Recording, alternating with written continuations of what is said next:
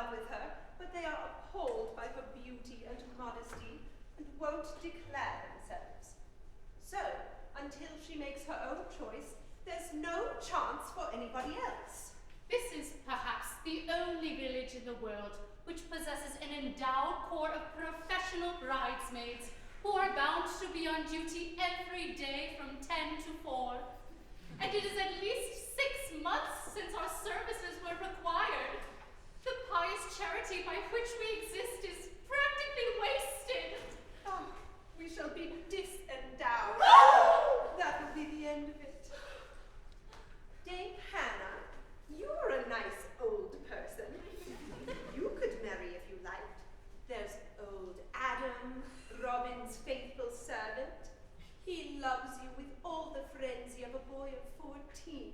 Nay, that may never be, for I am pledged To whom? to an eternal maidenhood. Many years ago, I was betrothed to a godlike youth who wooed me under an assumed name. But on the day upon which our wedding was to have been celebrated, I discovered that he was no other than Sir Roderic Murgatroyd, one of the baronets of Ruddigore, and uncle of the man who now bears that title. As a son of that accursed race, he was no husband for an honest girl, and so, madly as I loved him, I left him then and there. He died but 10 years since, but I never saw him again. But why should you not marry a bad baronet of Ruddigore? All baronets are bad, but was he worse than other baronets? My child, he was a curse. But who cursed him? Not you, I trust. The curse is on all his line, and has been ever since the time of Sir Rupert, the first baronet. Listen, and you shall hear the legend.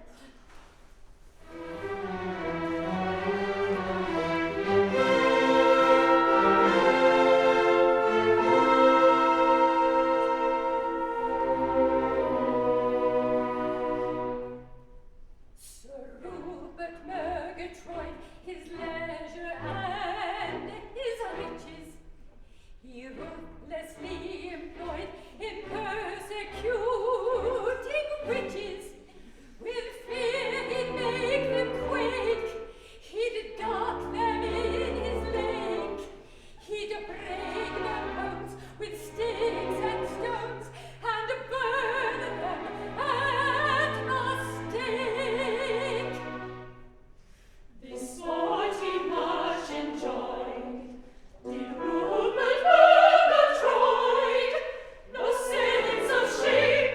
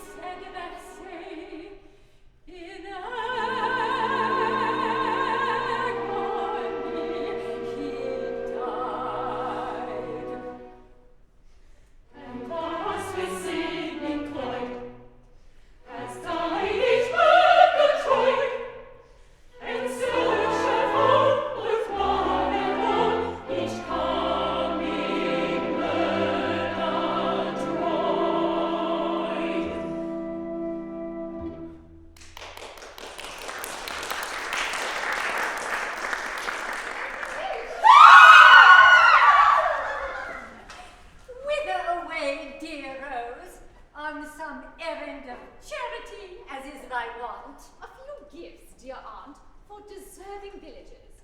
Lo, here is some peppermint rock for old Gaffer Gabrielle, a set of false teeth for pretty little Ruth Rowbottom, and a pound of snuff for the poor orphan girl on the hill.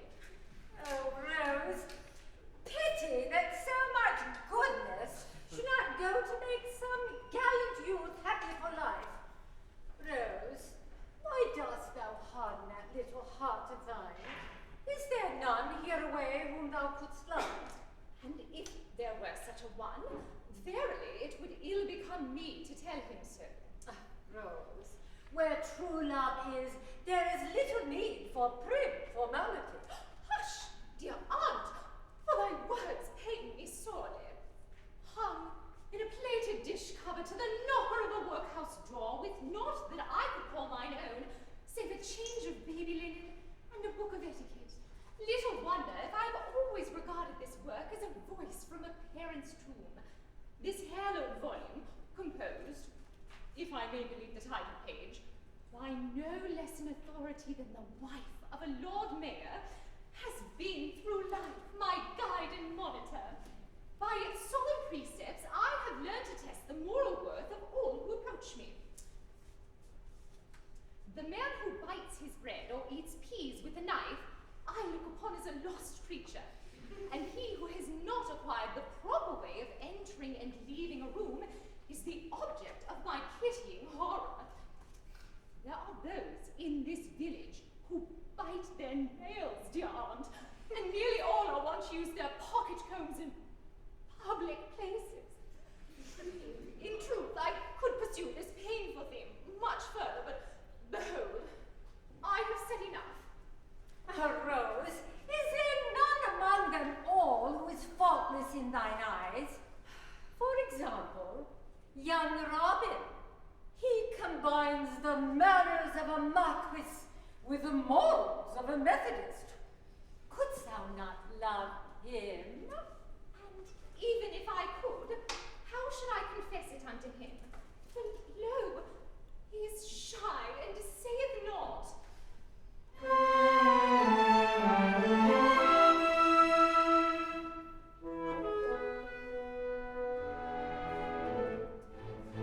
If somebody there chanced to be, who loved me in a manner true, my heart would put him out to be, and I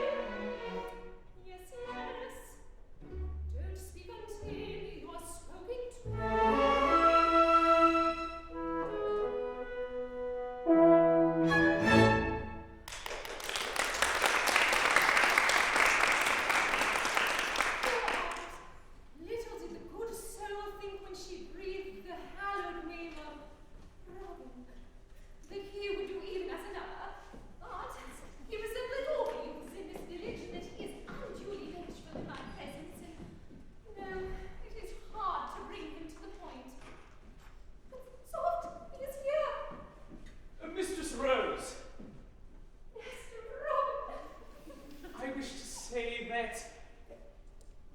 It is fine. It is passing fine. But we do want rain. I'm sorry.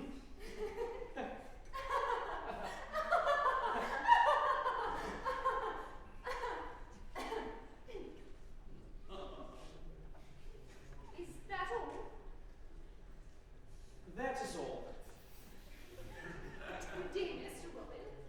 Good day, Mistress Rose. I crave pardon. You were about to say. I would fain consult you. Oh, truly? It is about a friend. In truth, I have a friend myself. Indeed.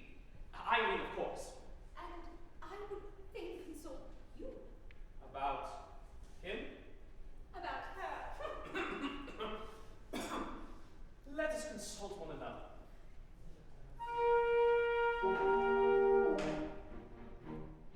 I know a youth who loves a little maid. Maybe but his face is a sight for to see. Silent is he, for he's modest and afraid.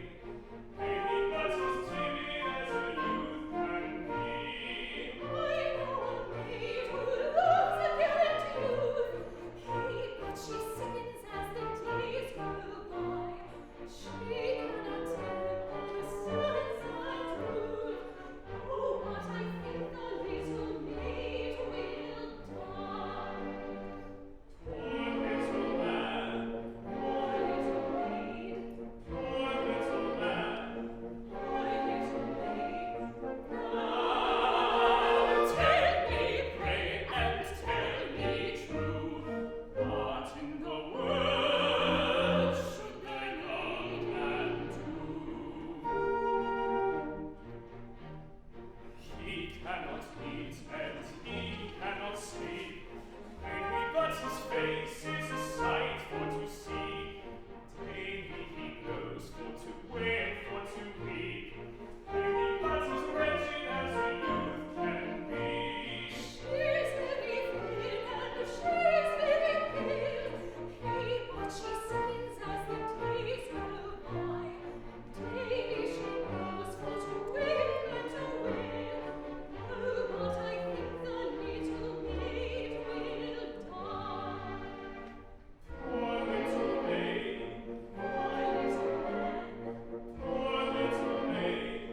poor little man. Now tell me, pray, and tell me true. What in the world should the young man do? If I were thy youth, I should offer her my name. Hey, but her face is a sight for to see. If I were the maid, I should fan his honest flame. Nay, but he's bashful as a youth can be. If I were the youth, I should speak to her today. Hey, but she sings as the days go by. If I were the maid, I should meet the lad halfway. For I really do believe that timid youth will die. Poor little man, Poor little maid, poor little man. poor little maid. I Thank you, sis, for your counsel true. I'll tell that youth what she ought to do.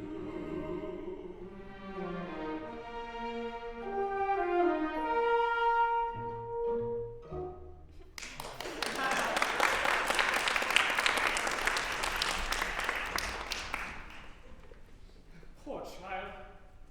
Sometimes think if she weren't quite so particular, I might venture to.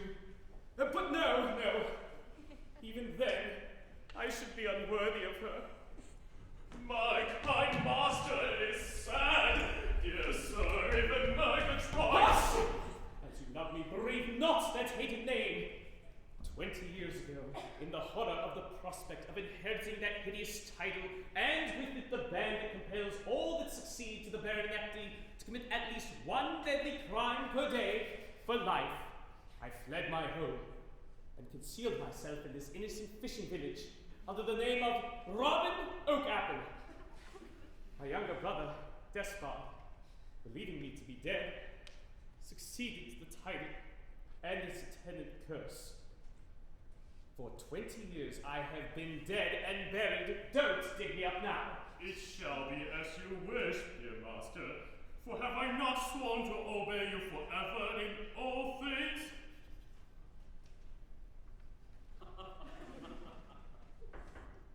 Yet, as we are here alone, and as I belong to that particular description of good old man to whom the truth is a refreshing novelty, let me call you by your own right title once more.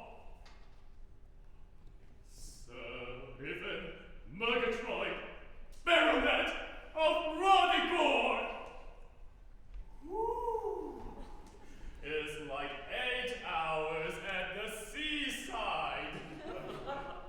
My poor old friend, would there were more like you. Oh, would there were indeed. But I bring you glad tidings. Your foster brother, Ritter, has returned from sea.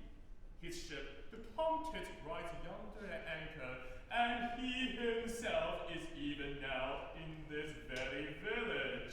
My beloved foster brother? No, this cannot be. It is even so. Oh, and look, he comes this way.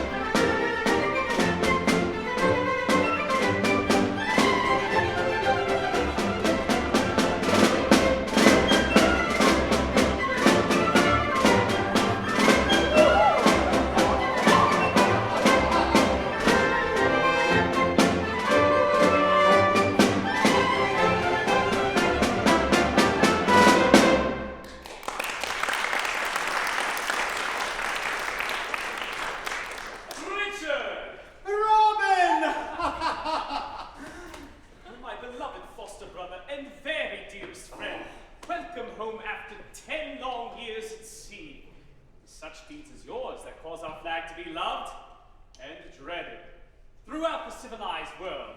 Why, Lord love you, Rob. That's but a trifle of what we have done in the way of sparing life. I believe I may say, without exaggeration, that the merciful little Tom Tit has spared more French frigates than any craft afloat. But 'tain't for a British seaman to brag, so I'll just stow me jaw and tackle and belay. But vast ye the messmate.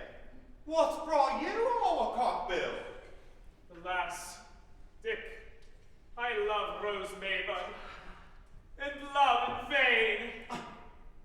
You? Love in vain? That's too good. Why, you're a fine, strapping, muscular fellow, tall and strong as a tug-on must, tout to the forestay. Aye, and a barrow knight to boot, if all have their rights. Hush, Richard! Not a word of my true rank, which none here suspect. Yes, I know there are few men better calculated to win a woman's heart than I. I'm a fine fellow, Dick, and worthy of any woman's love. Happy the girl who gets me, say I. Aye. Pardon? You said to say aye. No, I didn't. You did so. But the point is, Dick, I'm timid. I'm shy. I'm nervous. I'm modest. Retiring. Diffident. And I cannot tell her, Dick. I cannot tell her. You have no idea what a poor opinion I have of myself, and how little I deserve it. Robin, my lad, do you call to mind how years ago we swore that come what might, we would always listen to our heart's dictates? Aye, Dick. And I've always kept that oath. In doubt, difficulty, and danger, I have always asked my heart what I should do. And it has never failed me. Right. Let your heart be your compass, with a clear conscience to your binnacle lie, and you'll sail 10 knots on a bowline, clear of shoals, rocks, and quicksands. Well now, what does my art have to say in this here difficult situation? Why, it says, Dick!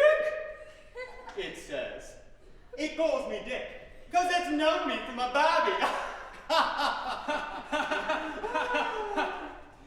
Dick! It says, you ain't shy, you ain't modest, speak you up for him as is. Robin, my lad, just you lay me alongside, and when she's becalmed under my lee, I'll spin her a yarn that shall serve to fish you two together for life.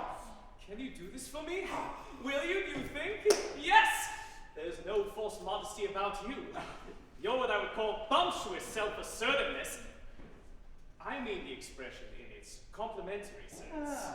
Has already made you a person's mate. It will make you an admiral in time if you work it properly, you incompetent old impostor, you. My good sir, I give my right arm for 1/10 of your modest assurance.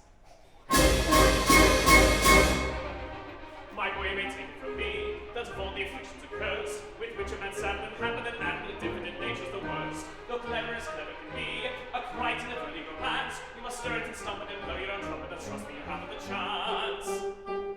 If you wish this world to advance, your merit about to advance, you must stir it and stumble and blow your own trumpet, and trust me, you haven't the chance. Now take for example my case. I've a bright intellectual brain. In all London City there's no one as witty. I've thought so again and again. I've a highly intelligent face. My features cannot be denied. But whenever I try and I fail in advice, sir. Oh, I don't know. I'm modesty personified. If you know that's your man, that's we must learn something. No, you don't tell me, trust me, you have the chance. As a poet I'm very great. I've a passion for the grace. From moment in voice to swing very voice, they all then take it back place. Then I sing and I play and I paint. No love is accomplished as I. To say so with treason, you ask me the reason. No, I didn't.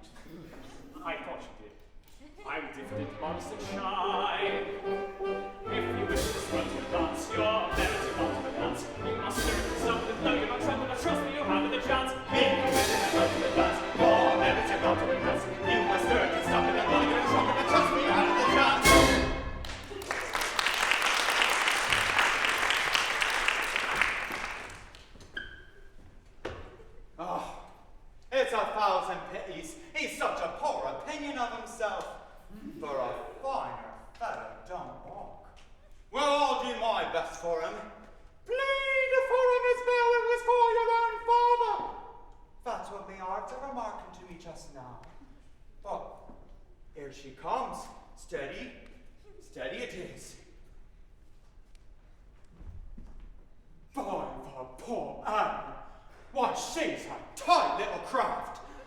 Come, Dick, she's not for you. And yet, she's fit to marry Lord Nelson. By the flag of old England, I can't look at her unmoved. Sir, you are agitated. Aye, my lass, well said.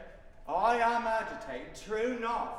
Took flat aback, my girl, but 'tis not, 'twill pass. This here art of mine's dictating to me like anything. Question is, have I a right to disregard its promptings? Can I do aught to relieve thine anguish? For it seemeth to me that thou art in sore trouble. This apple. Oh. No. Tain't that. I'm took flat aback. I never seen anything like you in all me born days. Parbuckle me if you ain't the loveliest gal I've ever set eyes on. There. I can't say fairer than that, now can I? No. The question is it meet that an utter stranger should thus express himself? Yes. Always speak the truth. I'd no thoughts of saying this here to you on my own account. For truth to tell, I was chartered by another. But when I see my art, it up and says it. Dick! It says, this is a very loss for you! Speak up to her, Dick! It calls me Dick, because we was in school together. Tell her all, Dick! Never sail under false colours! It's mean! Well, that's what me art's telling me to say. And in my rough, common sailor fashion, I've said it. And I'm waiting for your reply. I'm a trembling, miss. Looky there. That's nervousness. Now, how should a maiden deal with such a one? Keep no one in unnecessary suspense. Behold, I will not keep you in unnecessary suspense. In accepting an offer of marriage, do so with apparent hesitation. I take you, but with a certain show of reluctance. Avoid any appearance of eagerness. Though you will bear in mind that I am far from anxious to do so. A little show of emotion will not be misplaced. Pardon this tear. A rose! You've made me the happiest blue jacket in England. I wouldn't change places with the Admiral of the fleet, no matter who he's arguing of at this present moment. But asking your pardon, miss, might I be permitted to salute the flag I'm going to sail under? An engaged young lady should not permit too many familiarities.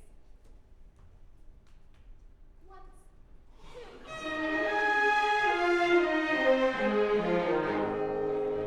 The battle's roar is over, my lord. Embrace my tender lover, my lord. From a canvas welter to war's alarms, oh, give me shelter within those arms. Oh, give me shelter within those arms. I smile on your ring, on the heartache curing, brings a peace enduring. Oh, my love, oh,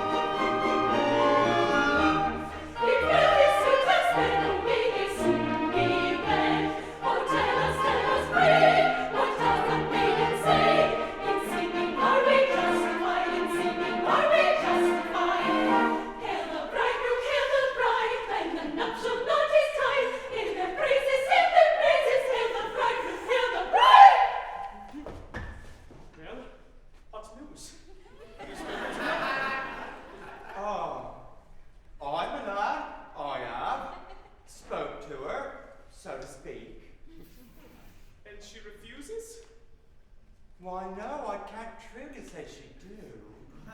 Then she accepts, my darling. Hail the bridegroom, hail the bride! Now, what should a maiden do when she's embraced by the wrong gentleman? Belay, my lad, belay, you don't understand. Sir, belay, I beseech you! You see, it's like this. She accepts. But it's me! You!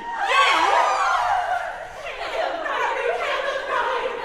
Hold your tongues, Lily!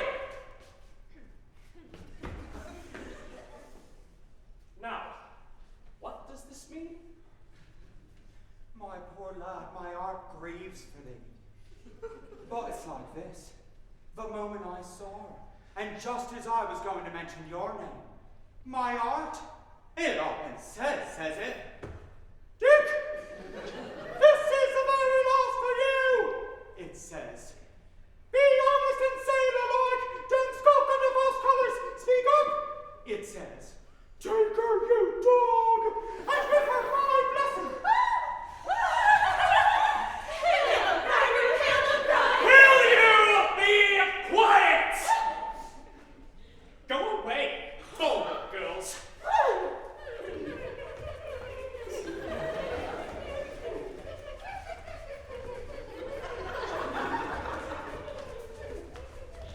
What was I to do? I'm bound to obey my heart's dictates. No doubt, it's quite right. I don't mind, that is, not particularly. Only, it is disappointing, you know. Sir, I knew not that thou didst seek me in wedlock, or very truth, I should not have hearkened unto this man. For he is but a lowly mariner and very poor withal, whereas thou art a tiller of the land. Thou hast fat oxen, many sheep and swine, considerable dairy farm, and much corn. Oh, that's true, my lass, but 'tis done now, ain't it, Rob?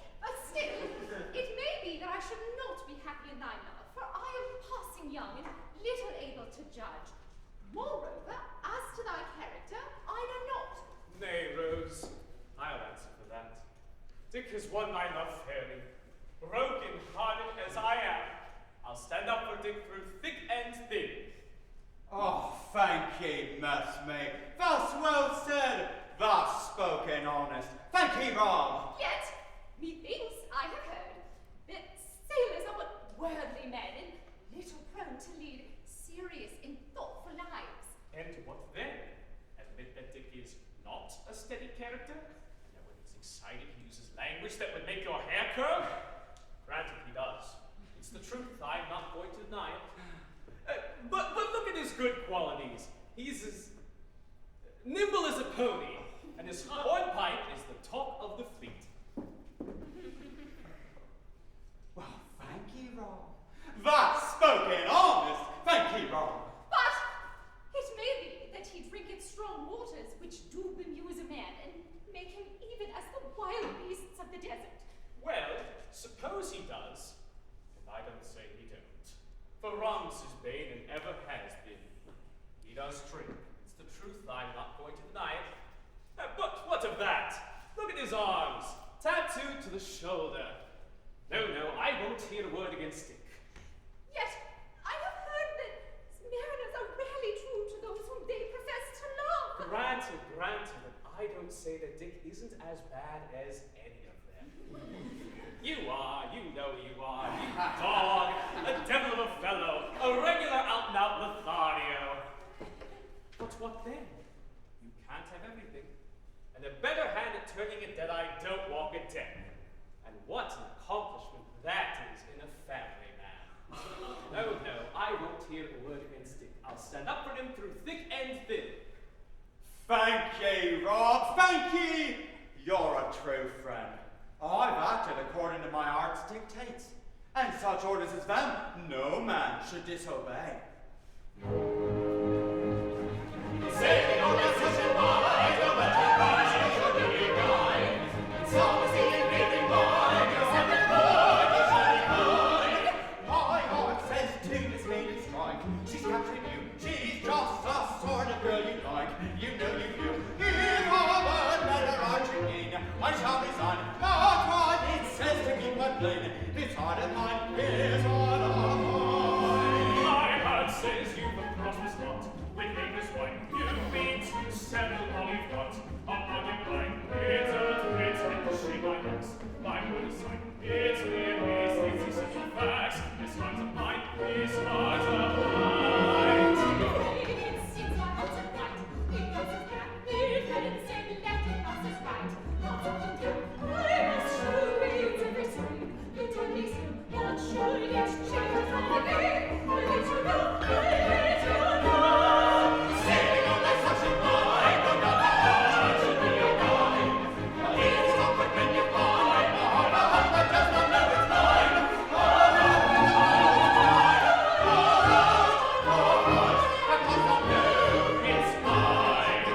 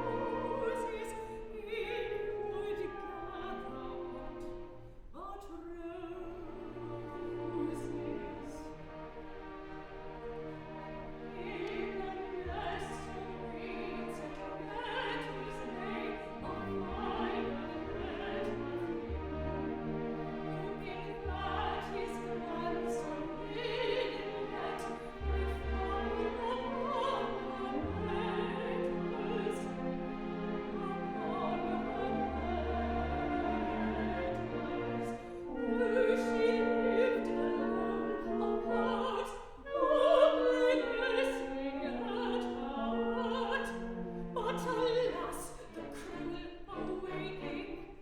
But alas, the cruel awaking. Says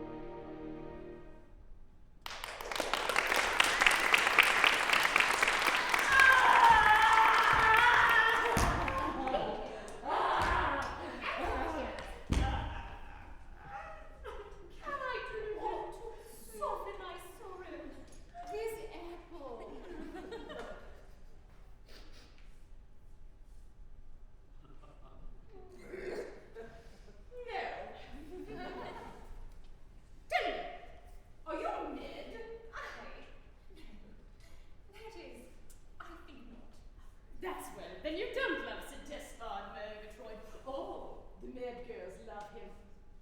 I love him. I'm poor Maid Margaret, crazy poor Maid. Thou lovest the fair Baroness of Ruddigore. Horrible, too horrible. You pity me, then be my mother. The squirrel had a mother, but she drank. The squirrel fled. Hush! We sing a brave song in our parts. It runs somewhat thus. The cat and the dog and the little pig sat down in a garden. Well, I forget what they sat down in, but so the song goes.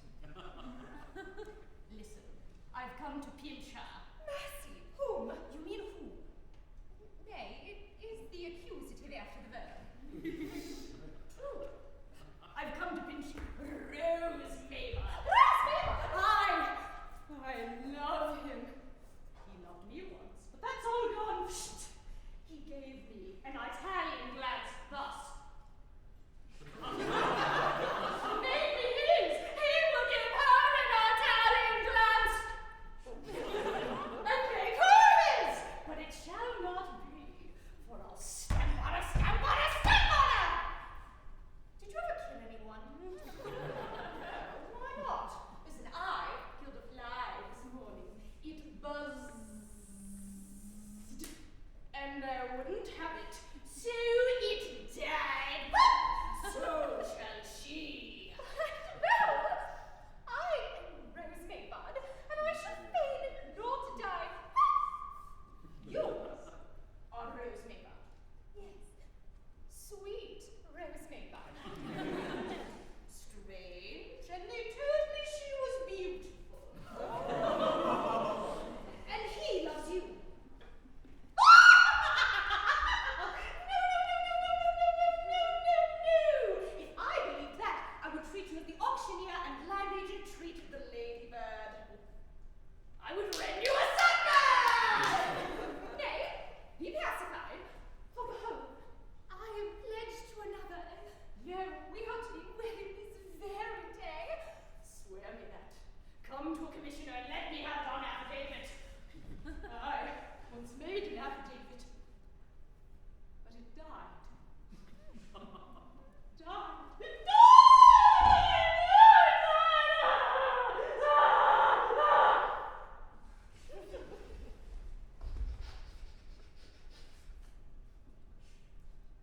But see, they come, Sir Despard and his evil crew. Hi! They're all mad, quite mad. What makes you think so? Hush! They sing choruses in public. That's mad enough, I should think. Hide away! They will see! Quite softly!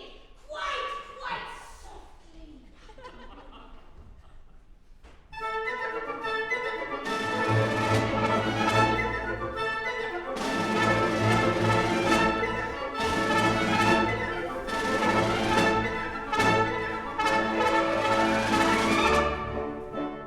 When the golden tree for your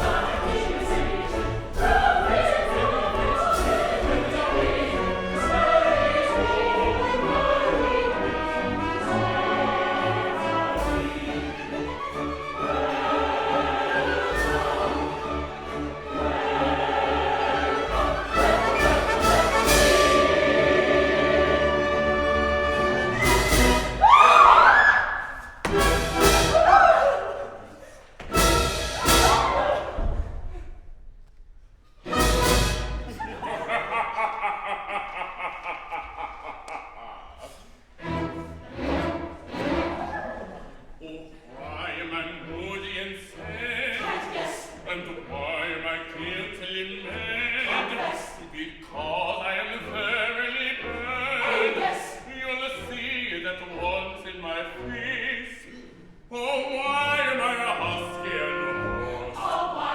It's the workings of conscience, of course. Fie. And the huskiness stands for remorse. Oh, why? At least it does so in my case. When in crime one is fully employed, your expression gets warped and destroyed. It's a penalty if you can avoid. I once was a nice-looking youth, but I stoned her as drunk as a bull. Trice. I rushed at my peril. That's nice. Observe the apology. Not nice. Indeed, I am telling the truth. Oh, innocent, happy boy. If I had been virtuous, I'm sure I should be as nice-looking as you. You are very nice-looking indeed. Oh, innocent, listen in the time. Avoid the existence of crime. Oh, you be as ugly as fire. And now, if you please, we'll proceed.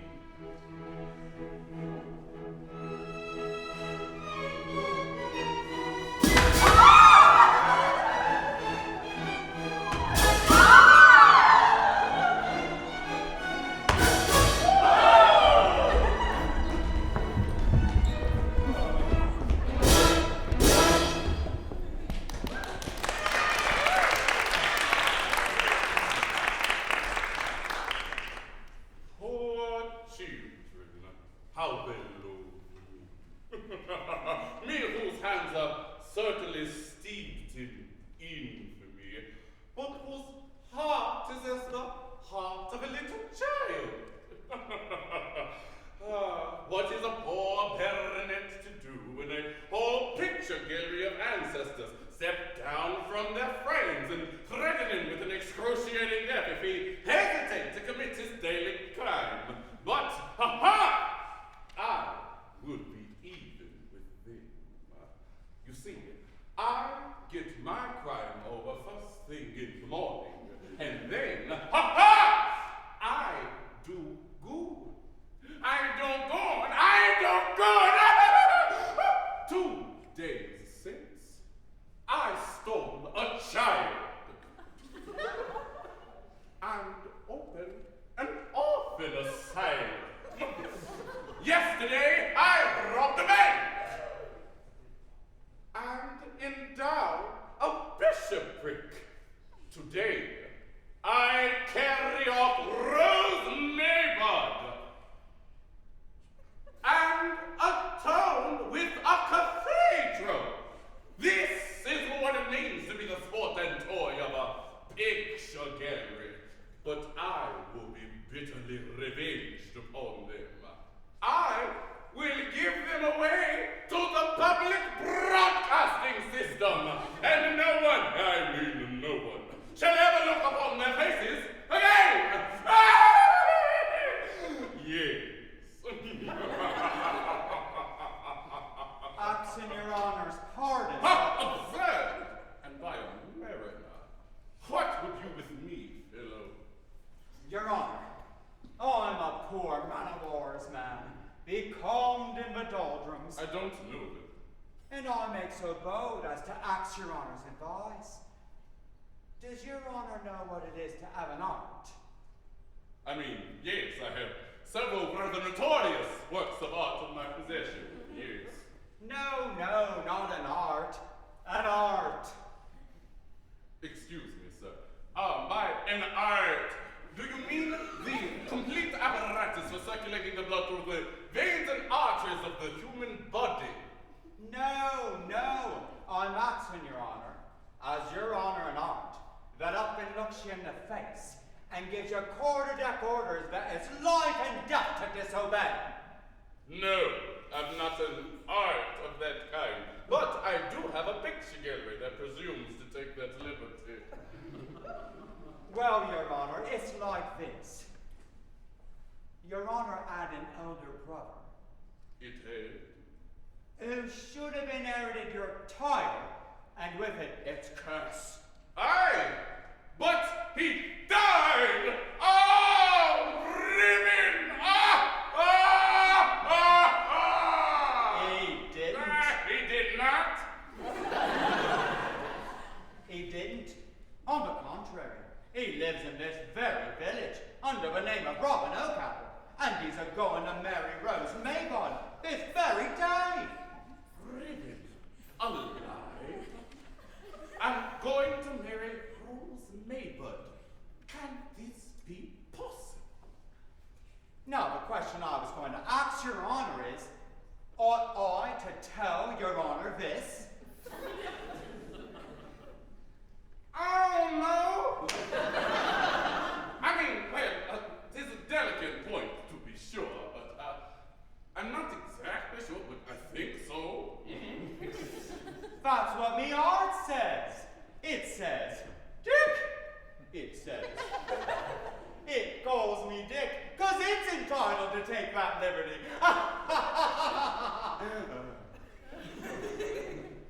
That young girl would recoil from him if she knew what he really were. Want you to stand off and on and watch this young girl take this false step and never fire a shot across her bows to bring her to? No, it says, you did not ought. And I will ought according. Then you really ought to feel yourself at liberty to tell me that my brother lives, and that I may accuse him with this cruel deceit, and place upon his shoulders this hideous frown among which I have labored for years. Free. Free at last. Free at last. Free to live a blameless life, beloved and regretted by all who knew me.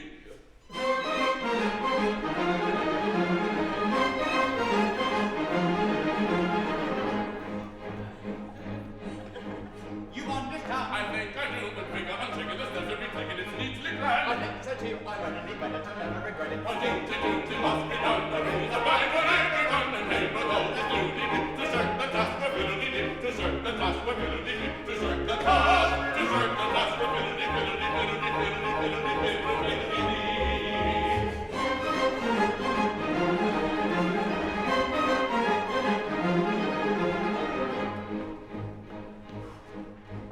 The bride will come. Likewise, the bride when maidens have everything neat and merry, they all her tongues. To last the bride will almost a pretty committee.